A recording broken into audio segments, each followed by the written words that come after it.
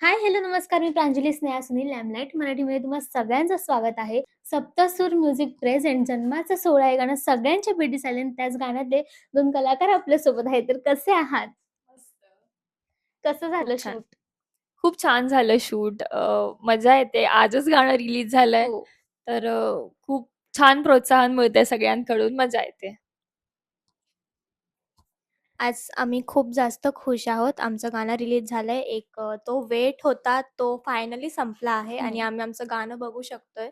आम्हाला बघू शकतोय आम्ही किती छान तो डान्स किंवा काही सगळ्या गोष्टी आम्ही गाणं ऐकू शकतोय. हं. तो एक वेट होता खूप शूट झाल्यापासून ते आत्तापर्यंतचा. की कधी रिलीज कधी वगैरे. रिलीज होणार आहे सॉन्ग वगैरे. तर मग खूप छान वाटतंय आज. गाणं मी पण पाहिलंय. खूप छान झालंय आणि त्यामध्ये ना एका जन्माचा सोहळा जरी तो आपण साजरा करत असतो, तर खरंच एका बाईचा जन्म होत असतो. त्याबद्दल तुम्ही काय सांगाल? जेव्हा पहिल्यांदा कळलं, की अशी-अशी कन्सेप्ट आहे, तेव्हा तुम्हाला काय वाटलं होतं? आम्हाला छानच वाटले म्हणजे जेव्हा आम्हाला रिहर्सल करताना कळाले, की नक्की काय हं. होणार आहे वगैरे सगळं आणि जेव्हा आम्ही शूट करत होतो ते प्रत्येक आम्ही मंगळागौरी टाईप वगैरे सगळ्या गोष्टी आम्ही करत होतो. सो मग मला करताना पण खूप मज्जा येत होती ते सगळ्या गोष्टी म्हणजे एक हं. बोर असं कुठे असं काही आम्हाला जाणवलं नाही. म्हणजे आम्ही प्रत्येक मोमेंट प्रत्येक आम्ही जे काही करतोय ते आम्ही एक एन्जॉय म्हणूनच करत होतो. म्हणजे आम्हाला ते स्वतःला आतून ते खूप आम्ही एक्सायटेड होतो त्या सगळ्यासाठी. कारण फर्स्ट प्रोजेक्ट आहे आमचा हं. आणि तो पण एवढा सुंदर आणि एक ट्रेडिशनल ह्याच्यामध्ये करतोय. सो मग हो. कोणत्याही कलाकारासाठी ते छानच असेल, की त्यांचा फर्स्ट प्रोजेक्ट एक ट्रेडिशनल ह्याच्यामध्ये होतोय. नक्कीच. अं, छान वाटतंय गाणं. खूपच सुंदर वाटतंय. गाण्याचा जॉनर खूप वेगळा आहे. अशी गाणी खूप येत नाहीत. अगदी. अल्बम सॉन्ग्स येतात. अ, असे म्हणजे म्हणजे भरपूर गाणी येतात. पण हे गाणं खूप वेगळं आहे. कारण वेगळं जॉनर आहे. आणि प्रेग्नन्सीमध्ये बायकांचं जे जे पण काही आहे ते सगळं फ्लॅशबॅक पूर्ण हो. आपल्या आईंनी काय केलं असेल वगैरे, वगैरे, वगैरे ह्या सगळ्या गोष्टी डोळ्यासमोर आल्या होत्या. जेव्हा कळलं होतं, की असं काही गाणं आहे, सो तेव्हा माहीत नव्हतं, की अशी काही प्रोसेस असेल. तर ती रिहर्सलमध्येच कळली होती, हं. की काय कसं असणार आहे आणि शूटमध्ये सुद्धा खूप खूप मजा आली. असं कळली की अशी काही कन्सेप्ट आहे, तेव्हा घरी जाऊन आईला विचारलत का, की आमच्या वेळी तुझं काय होतं कंडिशन वगैरे? म्हणजे तसं तर हं, नाही विचारलं काही. कारण जेव्हा कळलं होतं की गाणं करायचंय, तर हं. असं होतं की हां, ठीक आहे करायचंय आता गाणं. जे पण होईल ते बघून घेऊ आणि त्याचं मी ॲक्चुअली आज आईला विचारल्या या गोष्टी, की "आई तुझ्या वेळेस काय झालं होतं?" हे गाणं आल्यानंतर मी विचारलं. शूट करायच्या आधी मी नाही विचारलं, की "ठीक आहे, ठीक आहे, करूया, करूया." आणि गाणं आल्यानंतर मग तिला विचारलं, की "आई तुमच्या वेळेस पण असं हं. व्हायचं का गं?" तर या सगळ्या गोष्टी. तर मग ती बोलली, "हां, हां, आमच्या वेळेस पण व्हायचं. जे पण काही बाण वगैरे करून आम्ही हे हां. ते सगळं त्यांनी पण अनुभवलंय." सो ते त्या सगळ्या फ्लॅशबॅक आईने आम्हाला म्हणजे मला आज सांगितलं. सांगितलं. सो या दॅट्स इट. तू काय सांगशील? ॲक्चुअली हा प्रश्न मी माझ्या मम्मीला विचारला होता, जेव्हा आमचं शूट कंप्लीट झालं आणि आम्ही जेव्हा रात्री निघालेलो, तेव्हाच घरी पोहोचल्यावर असं मी जस्ट बसलेलो गप्पा मारत, तेव्हा मी मम्मीला विचारलं, "तू काय केलं होतं गं माझ्या वेळी करून?" सो मग तेव्हा तिने ते फोटोज दाखवले मला, की ते चंद्रावर बसून हे ते सगळ्या गोष्टी. किती गोड मोमेंट आहे. गाण्यात ना असं पण आहे काहीतरी की लहान 2 मुली आहेत आणि त्या भातुकली खेळतायत.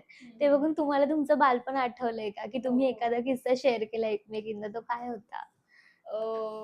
किस्सा ॲज सच काही शेअर नाही हं, केला, पण मला माझं बालपण आठवलं. जेव्हा सांगितलं गेलं, की 2 मुलींचं फ्लॅशबॅक हं, दाखवणार, तर मला माझी बहीण आठवली, की आम्ही पण असंच खेळायचो लहानपणी. आता ती बाहेर असते, तर हं. आमचं फार बोलणं होत नाही.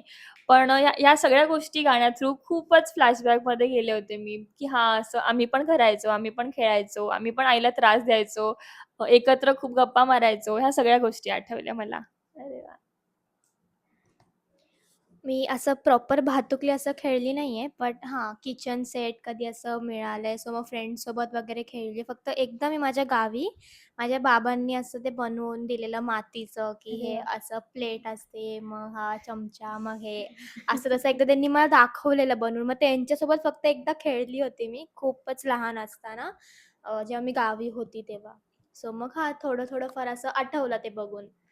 तर या गाण्यातल्या ह्या काही अशा इमोशनल गोष्टी होतात. आपण कोरिओग्राफीकडे येऊयात. खूप छान आणि कमाल डान्स केला तुम्ही दोघींनी पण. किती दिवस थँक प्रॅक्टिस चालू होती? आम्ही 1 दिवस पूर्ण रिहर्सल केली हं. होती आणि रिहर्सलच्या वेळेस सुद्धा भरपूर आम्हाला कळत नव्हतं की नक्की काय करायचंय, कुठून काय सगळ्या हं. गोष्टी. कारण रिहर्सल करताना वेगळं वाटतं आणि शूट करताना अँगल्स वेगळे पडतात. बरोबर. सो शूट करताना खूपच वेगळी प्रोसेस होती आणि रिहर्सल करताना वेगळी प्रोसेस होती. पण थ्रू आउट आम्ही एन्जॉय केलं आणि ते सगळं गाण्यात दिसतंय. सो येस, हो. मजा आली, मजा आली. खूप मजा आली. रिहर्सल करताना तर आम्ही दोघी कंटिन्यू एकमेकांना विचारत होतो, "थांब आता ह्याच्यानंतर काय होतं? मग ह्याच्यानंतर काय होतं?" मग आम्ही कंटिन्यू ते प्रॅक्टिस करत होतो. बट हं. प्रत्येक पॅचमध्ये स्टेप्स वेगळे-वेगळे होते. सो मग आम्ही खूप जास्त स्टार्टिंगला कन्फ्यूज झालो होतो. मग आम्हाला टेन्शनसुद्धा आलेलं त्यावेळी, की आत्ताच असं होतंय, मग उद्या काय होईल वगैरे. पण जेवढं आम्ही करत राहिलो, प्रॅक्टिस केली आम्ही, मग आम्हाला थोडंसं झालं, की ठीक आहे करू शकतो, करूयात करून. आणि सेकंड डे पण जेव्हा आमचं शूट होतं, सो मग पहाटे होतं आमचं हं. शूट. आम्ही रेडी वगैरे झालो 4 वगैरेला आणि आम्ही निघालो शूट करायला.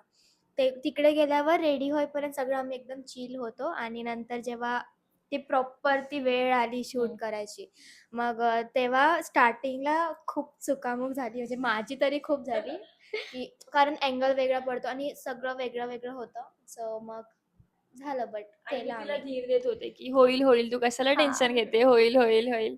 असं चालू होतं तुझं आमचं शूटच्या वेळी थ्रूआउट. असं होत असेल, की खूप लहान आहे, आपण समजून घेतलं पाहिजे, एक्झॅक्टली. हो, असं होत हो. असेल ना? बट असं थोडं पण मला फील नाही झालं, की मी हिला फर्स्ट टाईम भेटले का काय. एक प्रॉपर माझी मोठी बहीणसारखं तिने मला कंटिन्यू समजवलं, की "तू असं कर, स्ट्रेस नको घेऊ." कंटिन्यू मला ते सगळ्यात आमचं गोड मोमेंट तीच होती. कंटिन्यू ती माझी ज्वेलरी फिक्स करते किंवा काय करते. कारण माझी साडी ॲक्चुअली थोडं खाली पडत हं. म्हणजे पायात अडकत मोठी होती होती. माझ्या. सो मग ती कंटिन्यू मला ते हे देत होती, मला शोल्डर धीर देत देत होते, होती. की "होईल, होईल. करूया, करूया." ह्या गाण्यात 2 मैत्रिणी दाखवल्यात लहानपणीच्या, पण आता हं. मोठ्यापणी तुम्ही एकमेकींना असं छान मैत्रिणी मिळाल्यात ह्या हो, हो. गाण्याच्या एक्झॅक्टली, निमित्ताने एक्झॅक्टली. वगैरे. खरंच. बरं सप्तसूर सारखा तुम्हाला प्लॅटफॉर्म मिळालाय त्याबद्दल काय सांगाल? हं.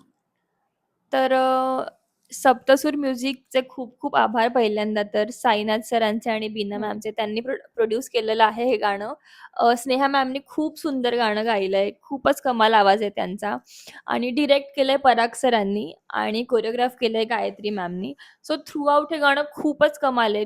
तुम्हाला पण ऐकताना हो. खूप मजा येत असेल, बघताना खूप मजा येत असेल. तर येस आम्हाला पण करताना खूप मजा आली. सो येस मजा आली खूपच. मी जेव्हा फर्स्ट टाईम सॉन्ग ऐकलं होतं, तेव्हाच ते खूप जास्त आवडलेलं मला पण, माझ्या मम्मीला पण. म्हणजे आम्ही कंटिन्यू त्या गाण्यावर बोलत होतो आणि जेव्हा रिहर्सल हं. करताना पण ते जेव्हा सॉन्ग वाजत होतं ना, एक वेगळीच फिलिंग येत होती, वेगळीच एनर्जी येत होती डान्स करायची.